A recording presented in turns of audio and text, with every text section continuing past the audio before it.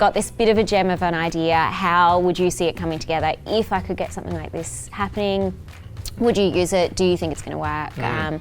So I asked a lot of people for advice before I got started. Why I love having our team in-house is that they're intimately aware of the business and the business needs and the business problems, and they talk to our customers, you know, so they hear our customer service team talking about, you know, a particular problem that they're having on site, or they're getting feedback from, you know, salespeople coming back from meetings and saying, you know, this client had this great idea, or this is actually how they're using this feature.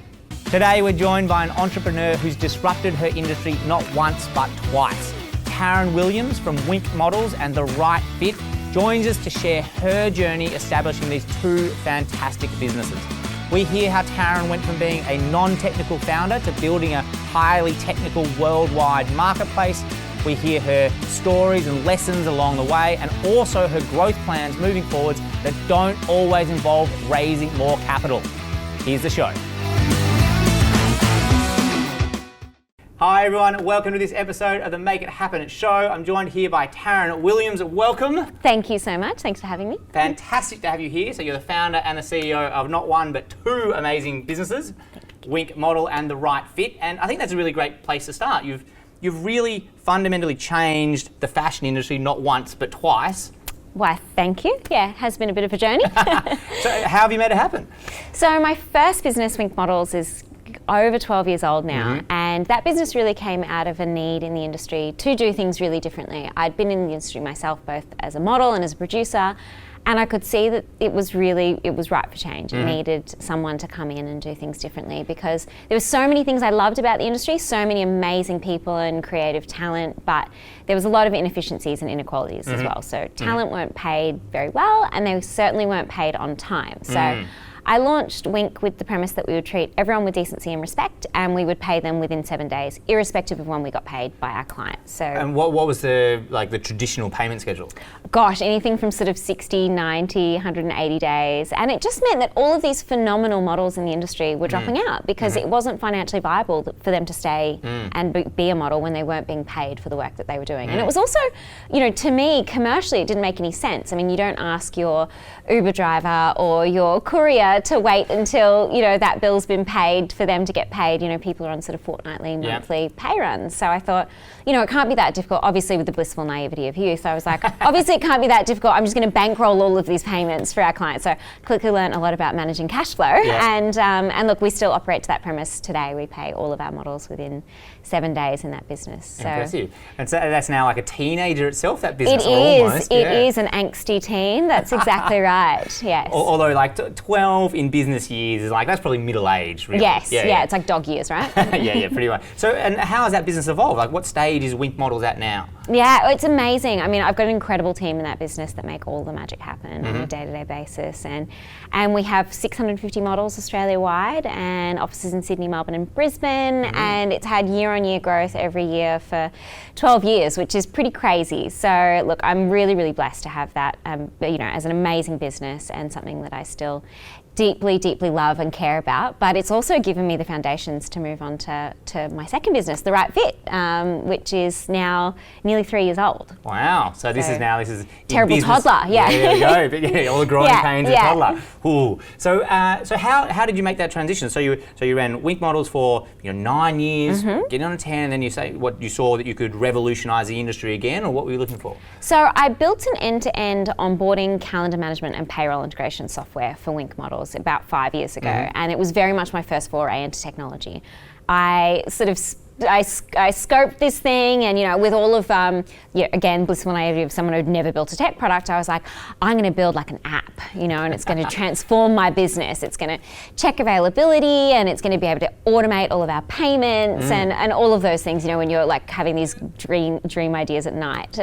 And I did all the things I thought that I should do. I went out and I got different quotes, and I spec'd it and engaged this company to do it, and it cost about 3 times more than the initial quote. quote, and it took about 5 times longer. But look, it was a terrible learning experience, but I fell in love with the process of learning how to solve a business problem using technology. Had you had a technology background at all up until that point? No, I mean, I'd sort of built our company website in the loosest case scenario of, here's exactly. and I loved it. It was a crash course. I called it an expensive uni degree in technology. So, it actually did transform the business. So it created a product that really allowed that business to scale. It removed all of the key man dependencies and opportunities for human error. And so I kind of got to the end of that and I was like, wow, I really loved this. And it was also through the time where there was this move towards smaller bits of digital snackable content. Brands needed to create all of this content for these always on social channels that they had. And there was the advent of social media influencer. So on the flip side, we had all of these talent coming to us looking for representation and saying, I'd love you to look after me. I've got this many followers on a particular social channel, or I'm a celebrity.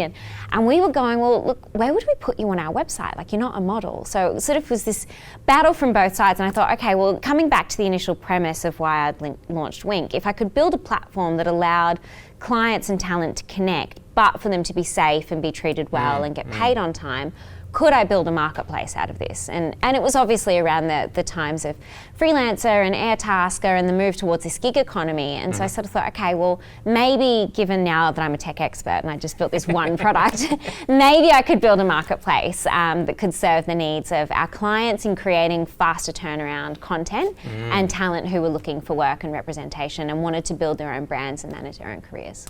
That's amazing, because there have been a lot of cracks at building marketplaces in all sorts of niches, and many of them have not succeeded. Yeah. Like, what do you think were the key ingredients that, obviously aside from hard work and building the business, was it that you'd seen some real demand already in what you're doing? That's kind of what helped you succeed? Or? Yeah, definitely. I think it's being aware of the market trends. I think, I was very aware, because I had such deep domain expertise of my industry, I could look to the landscape and say, okay, I can see that this is ripe for disruption. There is going to be a shift away from traditional advertising agencies and these big above the line TVCs and print campaign spends. There's going to be a need for faster turnaround digital content, and I think because of that, there's going to be a proliferation of small independent suppliers in terms of creative shops and production companies, and they are thus going to need a broader range of talent to resonate for these campaigns. So I think being aware of what's happening in the market really helps. Obviously, if you can deeply understand one side of the marketplace, that really helps as well. Clients or talent, I think really definitely, or both. Ideally, really helps. But marketplaces, tough slog, definitely. They are, they're time consuming and they're expensive to build. Absolutely. And I'd love to hear about the development process behind getting the marketplace up. So how did you transition from being I built something for my own business into now I'm going to lead this development of a big marketplace? Like, how did you do that? Yeah, I spent a lot of time asking people on LinkedIn for coffee meetings for advice. I did a lot of hustling and saying, look, got this bit of a gem of an idea. How would you see it coming together? If I could get something like this happening, would you use it? Do you think it's going to work? So I asked a lot of people for advice before I got started, and then I spent a lot of time building out wireframes and getting the right people around me, because I knew, based on my experience the first time, that I wanted to have all of our dev team in-house from day one, and obviously that's really hard, right? Interesting. That would in Australia particularly. It's super hard. There's massive talent shortage, and obviously they're also very expensive. And I was very lucky that I had an existing business that could fund my sort of novelty play business to a point. So I spent a lot of time sort of looking at what that business could look like, trying to build a really lean minimum viable product and getting it to market as quickly as possible. Did you know the concept of MVP the first time round, or was it something you picked up the next time? No, the first time around there was no idea of an MVP, and I was like, what if I added this feature, what if I added that? And you can just imagine our developers at the time were like, absolutely, you can have whatever you want. Here's the bill. External developers, External, exactly. It's funny how I think the concept of minimal viable product is in technology entrepreneurship circles fully embraced. It's been in there for a long time, but I'm still amazed how few entrepreneurs or business owners who come from a different area understand the concept of that and the importance of it. So what advantages did that bring to developing the right fit from the beginning? I mean, it allowed us to put something in front of both sides of our marketplace and just test an idea before you go spending way more time and way more money and way more energy developing features. Obviously, I thought I knew the industry pretty well, and I thought I was, pretty close to both sides of the marketplace. But of course, I'm still building a product that I believe solves their needs. It's as much as you can put pieces of paper and have user research sessions, there's nothing like putting a physical product in someone's hand and seeing if they use it. Seeing if they use it, exactly. And everyone's going to tell you that's a great idea. I'd definitely use that. No one's going to tell you that's a terrible idea, and someone's already built that. So it's really about getting something out quick and dirty. Being obviously you're going to be slightly embarrassed by it, and it's you not should be. going That's to. kind of the point. Exactly. And getting them out there and seeing how people use it, the features that that they love and all of a sudden can't live without might be the ones that surprise you. So were there any surprises when you went to that process? You're like, wow, I never knew that would be the thing that gets me excited. Yeah, no, definitely in later iterations of the product. I mean, we release features all the time. Like one of them, for example, was this, essentially we call it request a quote, where we had so many of our talent, when we first launched the product, you could only post projects with a set fixed rate. So I'm looking for a photographer for tomorrow, my budget's $1,000, and then photographers who were available would apply for the job. And we had so many of our talent side of the platform saying, hey, look, I would love to be able to go back to this client with a quote and let them know, hey, look, I'm not available for that rate, but I could do this. Or if you had additional budget or less budget, I could do these things. And from the client side, we had clients that are saying, hey, look, I need a photographer, a videographer for tomorrow, or a model or an actor, but I don't really know exactly how much I should spend. And we obviously had pricing guidelines, but what better way than to get it from the source themselves? So anyway, request a quote feature was born, where clients could list a project and say, hey, look, give me some quotes, and talent could obviously supply quotes to those clients. And I thought, I'd really spec this feature out. Both sides of the market were desperately dying for it. So I thought, release this feature, and crickets, like no one was using it. And I was like, but I've spent so much time working with both of you. I thought it was sounding good. You both told me you needed this, that it was indispensable. So I built this feature. Turns out, because there was no ranges in the feature, it was just, I need a quote for a photographer for tomorrow for this particular project. And both sides were paralyzed. So photographers were going, well, I don't know. I mean, is their budget $5,000 or is it $50,000? And so in the end, it was a few small tweaks to the feature to get it right. But if we hadn't been sort of watching that and watching how people were using the product and building those feedback loops in, and just constantly watching the data and going, okay, well, why are these projects not converting? People are listing them. Why aren't they getting quotes back? So yes, definitely there has been many things that I thought I was totally solving people's pain points, and then realizing no, in fact. Just me thinking I was brilliant. I think that's it. Every business owner goes down that path. So I'm actually really interested, how would you describe your community on the Right Fit? Yeah, and we're lucky. We have two thriving communities on both sides of our marketplace. So the obvious community, that probably first and foremost that we look after is our talent side, which is our photographers and influencers and models and actors. And we have such a broad range of talent now on our platform, which is what I love. I love seeing all of these people come to this platform and be able to find work and build their careers in a way that they just haven't been able to before. I mean, their options were either to have an agent where they lost a huge amount of commission and also autonomy and control. They didn't have transparency to work opportunities on offer, or they had to self-manage, and that meant, as we all know, going out, building a website, doing all your own marketing, building a loyal customer base, managing your own CRM, invoicing, payments, insurances, contracts, which is an overwhelming task.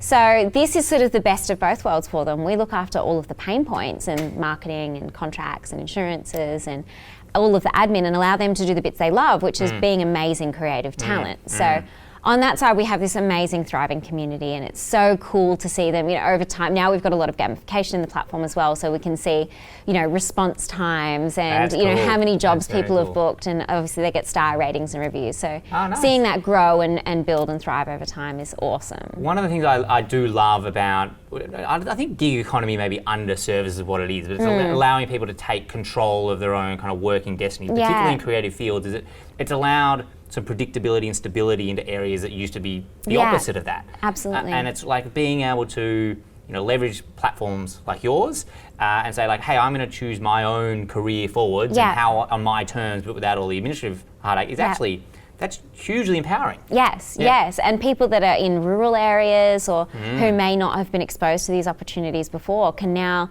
easily pick up a work opportunity in Sydney, or people who travel, as we were sort of touching on before, back and forth. They can go, okay, well, I'm going to be in Sydney for a couple of weeks and I want to pick up work opportunities there, and this allows them to do that with zero hassle. Very cool. And so you said there was about 6,500? 7,500. Yeah, on the platform now, which is amazing. Yeah. So that's on the sort of supply side. Yeah. And so on the demand side, the clients, like what's that community like? It's amazing, and it's been a really interesting shift over the last probably 12 months. So when we first launched, it was very much advertising agencies, production companies, PR agencies who were using our platform to create content for their clients. And there's been a really interesting shift to now, it's probably about 60% that client base still, and about 40% direct clients, so direct brands. Which is amazing. So I love the idea that now, I mean, we work with brands like Qantas directly, Coca-Cola. They've carved out their own internal content production teams and marketing and advertising teams who can now use a platform like The Right Fit to be able to create so much more content than they would have ever been able to before. So and now, faster. Exactly. They now don't need to go through this process of briefing an agency and having, a 6-month turnaround on a project. They can have a campaign that they might come up with, in a marketing meeting and be able to turn that around and execute it within a week, which is amazing. And right in line with the trend of how social media and publication is going. And so actually maybe let's touch on that a little bit, because what I've definitely taken away is you picked a couple of converging trends kind of right at the right time and built a solution for that. How do you keep abreast of trends, or what would you recommend for someone to look for if they're trying to figure out the trends coming through in their industry? I think it's really, really hard. I mean, I think social listening is really, really important. So keeping abreast of what is going on. I mean, it's where you see so many trends come through. What are people talking about? What are they posting about? What are you reading about in the news? And then trying to stay on top of, obviously, economic data as well. I mean, it can be a little bit of a boring task, but looking at what are the trends more globally and what are the trends, overarchingly at a macro sort of level. Is there more spend? Is there, for our industry, there was advertising agencies were really struggling, and that was something that we were quite aware of. So building our business on the back of that was something that was a risk, and so we were very much looking towards how can we enable those clients directly to create content, because we can see there is going to be a need for that, and that was sort of based on, broad economic data. And so do you kind of proactively set aside time to do that kind of trend watching? I wish I could say I was that structured. Yeah, I definitely should, and you're making me sit here feeling really guilty for not doing it. No, look, I do try and stay abreast of obviously what's happening, and networking is a great way to do it as well, and going to events and conferences and things like that, because you get to see what other brands and what other people in your space are sort of presenting and coming up with, and it triggers so many ideas for me on a day-to-day basis. So just look, I know I don't have structured time that I sort of carve out to do it. That'll be good for everyone to hear. Exactly. They'll all be happy with that. Please go home and be more structured. And it's pulling in all the data all the time. Another area I'm interested to have a chat about, I'm not sure if you've thought about it too much, but in a lot of marketplaces, and I don't think it's actually true of creative marketplaces, but in some marketplaces it can be seen as a bit of a race to the bottom. And people trying to like lower, undercutting. And I absolutely don't get the sense that that's what The Right Fit is about. Yeah. Like, have you proactively addressed that, or is that on the radar? God, it's something that we had so much backlash about at the start, that you're going to launch this platform and it's going to undermine the creative economy, and it's just going to be a race to the bottom, and everyone's going to lose. And I think that inherently, obviously it's built around fear, right? But it's also built around a principle that people inherently are bad, which I disagree with. I don't think that if a client has a $10,000 budget for a photographer, they're not going to say, well, I'm going to find someone and pay them $1,000 and keep the other $9. Like, I don't think inherently that people are out to do bad things by other people. And they're not going to, particularly in your realm, they're not going to get the quality of work for that. No, that's right. And I think that there is a range of different types of projects and types of budgets, and this is about unlocking supply and demand for that. So I think that there are projects where you may have a really, really healthy big budget, and you may want to go to an all-service agency to do that, where you get handheld through the process, and and obviously the costs are associated with that. There's going to be other times where you're like, I have a fast turnaround budget and a small budget, and I need something tomorrow, and I have a budget that is associated with this kind of campaign.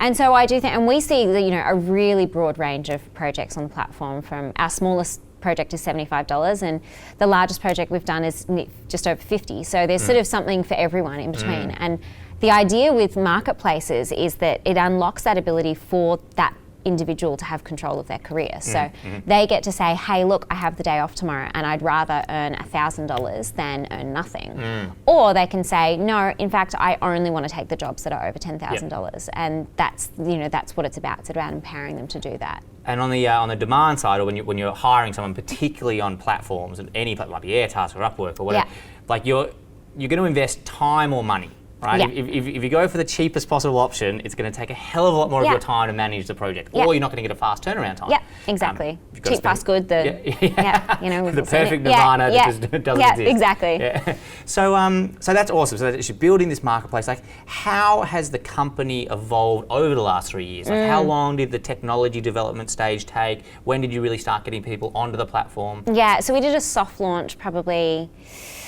Must be nearly 3 years ago now, and we had the supply side open to join. So obviously we onboarded, and obviously I was very lucky in that I had a pretty good little black book of contacts that we could go to and say, side ready to go? Yeah, please come and join our platform, which was great. So we launched with about 400 talent. So it goes to show we've come a long way in 2.5 to 3 years, which is, and almost all of it is purely by word of mouth from our talent side, which is amazing. That people are having a great experience, they tell their friends, and clients refer talent to our platform all the time as well, which is really great. So look, the initial tech build took about 8 months, and we re-platformed about 18 months ago. If anyone has been through this, they will know how painful that is. It was my first time going from not just launching a new tech product, but actually having a platform and then doing data migration and trying to re-platform, which is... Did you build on a platform that wasn't...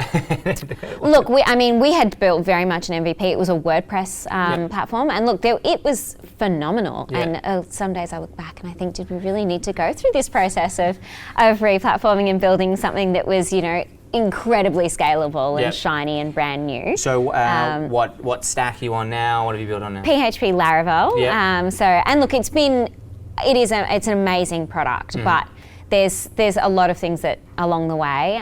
It's an Angular front end, which has it's a single page. So it's there's a lot of things along the way. A lot of our marketing automation software all of a sudden didn't work. So there was a lot. No, exactly. So there was a lot of things along the way that I was like, God, there was. Look, looking back, there's things that I would do differently, but I think that's the case for any tech build. You build a product and then in 6 months' time something new comes out, or you decide you want that product instead. And I think it's very relevant for every business, because increasingly you need to run your business on technology. Correct. Whether that's a CRM or some different software that actually runs or looks after your inventory, whatever. And almost all businesses start by piecing together what they can to begin with, and just MVP, plug into something else. But at some point you need to start saying, okay, if we're spending too much time stitching stuff together, or keeping what's the tech debt, right? There's always, then you've got to move on to something else. That cheap decision now always costs you later, and so it's always just about being aware of that too. And I try and talk to our dev team about that really regularly and go, okay, well,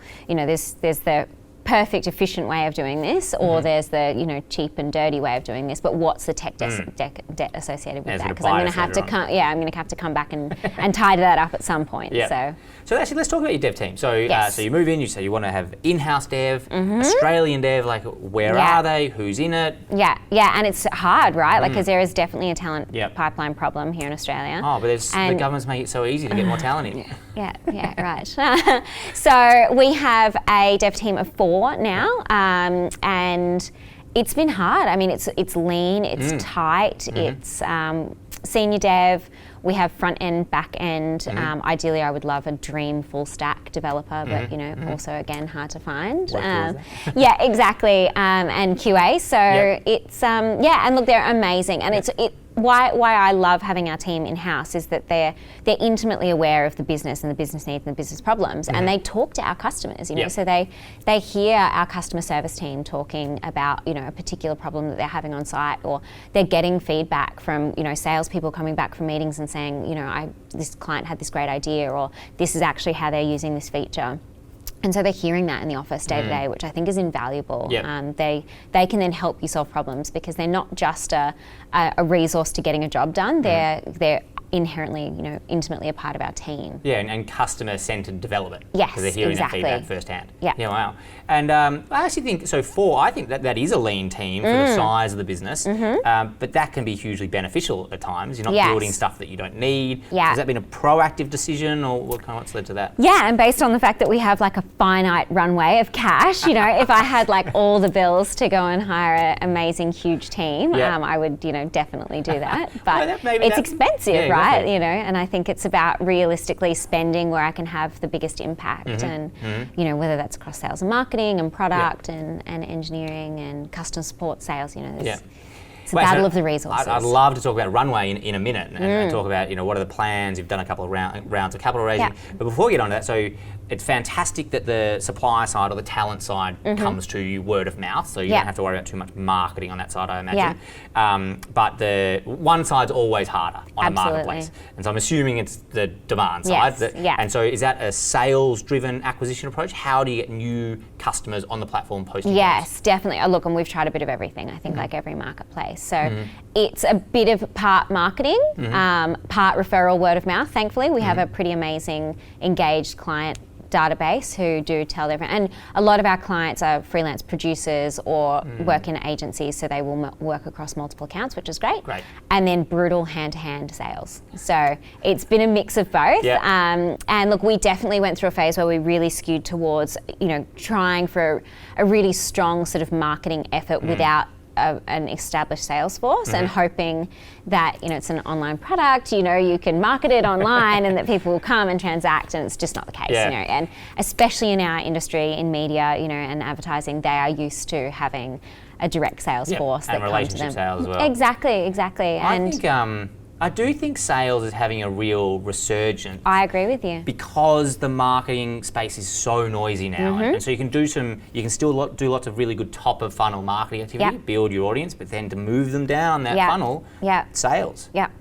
And people want to be nurtured through that process. They want, whether that's online or offline, they absolutely agree with you that they want that. So. And from running a business perspective, it can be more predictable as well, or at least you feel like you're influencing it more. Yes, exactly. You're more in control of those, boots out on the street, going out and seeing clients. So, yes. So let's talk about growth and funding that growth. Yes. So you've done 2 rounds of capital raising. When was the most recent one? Nearly a year ago. Yep. And so that's enabled you with a runway for a period to come from now. So we did that raise with the intention of expanding and obviously, proving out the business model. And also expansion, so you've just launched in Singapore, which is very exciting. Yes. And actually, let's detour a little bit because I want to hear the Singapore story. How did you decide that would be your hub for Southeast Asia? How's that process gone? Yeah, so we had a lot of inquiries coming in. So I do personally think that's the best way to sort of find new market opportunities is look at where your customers are asking for talent. In our case, they were asking for talent throughout Southeast Asia, and we had a lot of clients who were getting in touch with us and saying, hey, do you service any of these other regions? This is where we operate. Do you have offices here? Could someone of your team come in and meet with us? And so we could sort of see a demand, especially from Singapore, and a lot of our sort of key clients, advertising groups, had their head offices in Singapore. So that was the decision. We decided to make Singapore our regional hub for Southeast Asia. And then obviously, interestingly, in our market, our clients and talent don't necessarily need to be based in the same location. So we will have Australian-based clients who might be shooting in Hong Kong, or we'll have Singaporean-based clients who might be shooting in Japan. So finding that liquidity point for us has been really hard, finding the exact number of talent that we need in each market before we start promoting that we have talent in that market has been very difficult. And also, because our talent base travels so much, we also have, on the flip side, it's quite beneficial for us in that we can have clients who are based in Europe who are looking for a photographer or a model or a makeup artist, and we'll have talent there at any point in time. So it has been an interesting sort of not a city by city approach, I guess, from marketplace. So you proactively opening up access to a geography based on thinking that there's enough supply, enough demand, they'll kind of work it, they'll get the network effect working. Yes. Oh wow, that's the intention. So how has the process been of setting up in Singapore? Relatively easy. We were part of the government. They have one of those. I'd love to be able to tell you what it's called. Like an export grant, or yes, like some sort of yes, where they very handily take you out there and give you office space and help you commercialisation grant or something like that. Is it one of the innovation hubs that there they were you trying go. to set up? Yes. So we did that, which was great, and they were very, very handy and connected us to some great people, and through that made a lot of great connections on the ground.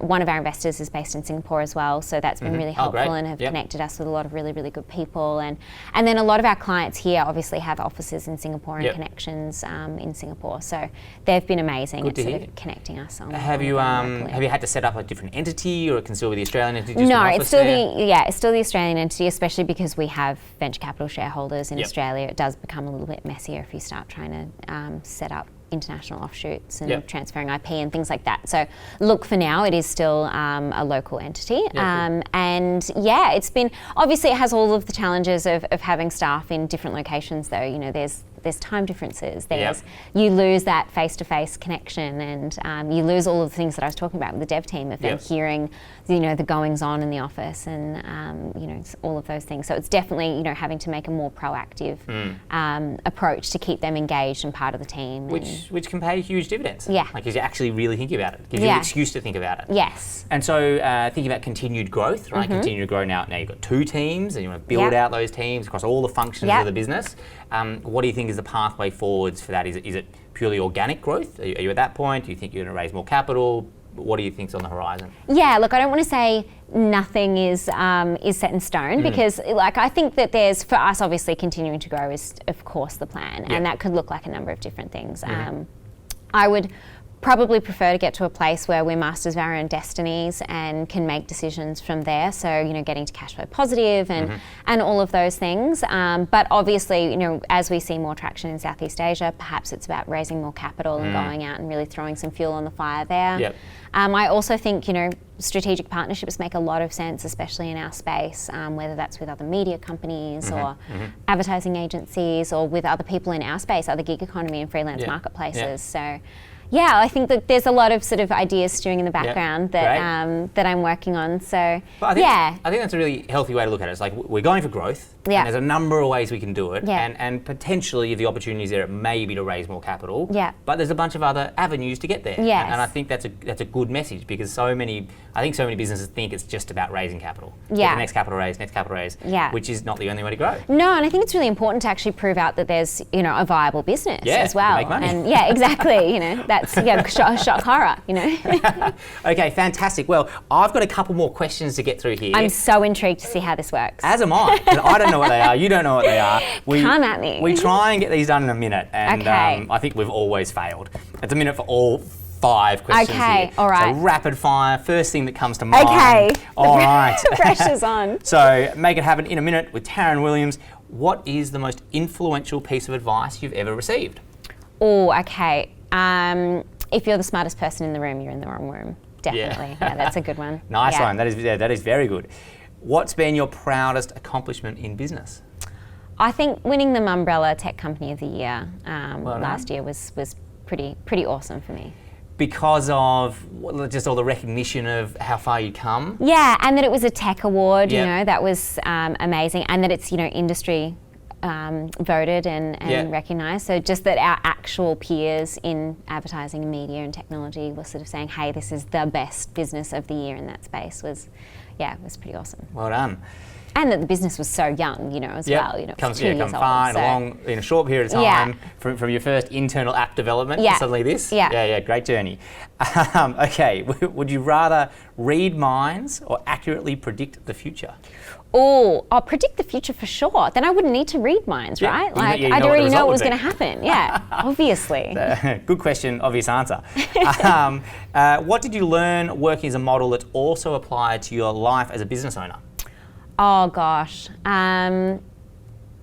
definitely that interpersonal connections and relationships are really, really important. I think so much of my career as a model was about learning how to work with different personality types and learning how to be in different circumstances every day. I mean, you're on set with different people, and I think that so applies to running a business, learning how to work with different staff, and being happy to be in a different uncomfortable situation every single day, because that's being a business, I think. Yep, yeah, absolutely. Yeah, very valuable lessons. Okay, final question. If a business owner wants to start scaling their business, what role should they focus on hiring so they can make that happen? Oh, I mean, it really depends on the business owner, right? Like if you have an incredible skill set if you're an amazing CTO, then go and hire a fantastic head of growth or a head of marketing or head of sales. But if you're an amazing salesperson or marketer, then maybe you need to go and hire a complementary skill set to you. Yeah. So depends on what you're really good at, I think. Yeah, so don't focus on building a team of yous. Correct. Go and round it out with the opposites. Yes, yeah. Be aware intimately of where your weak spots are. Fantastic. And last question from me, like what's the next big exciting thing on the horizon for you? Oh, I mean, opening Singapore has been something that I've been dying to do for a long time. So I'm pretty glad that we've got that up and running. Yep. There's some pretty exciting new product features coming on the Right Fit, which I'm really excited about as well. So we have a feature coming very soon. I shouldn't say like too soon, because my dev team would be sitting at home being like, I can't believe you promised that would be done in 4 weeks, where agents of talent will be able to onboard their talent to our platform and manage them through our platform as well. So yes, so a real network for the talent. Correct. So so I'm pretty excited about that. So those things are all coming soon. Touch wood. Excellent. Excellent. Well, thank you very much for coming on. Thank Taryn you Williams. for having me. Really enjoyed having you on the show, and lots of valuable lessons from your story and lots of things that our listeners can take away. So thank you. My pleasure. Thanks for having me. Thanks, guys. Thanks for tuning into this episode of the Make It Happen show. I hope you enjoyed the conversation. And it doesn't need to end there. We've actually gone and grabbed a whole bunch of extra resources for you. Behind the scenes footage, videos from this and all the other episodes, as well as show notes that you can grab for free. Just head along to www.the-entourage.com/podcast and you can grab all those extra resources. Thanks for tuning in, and I cannot wait to introduce you to our next guest on the next episode.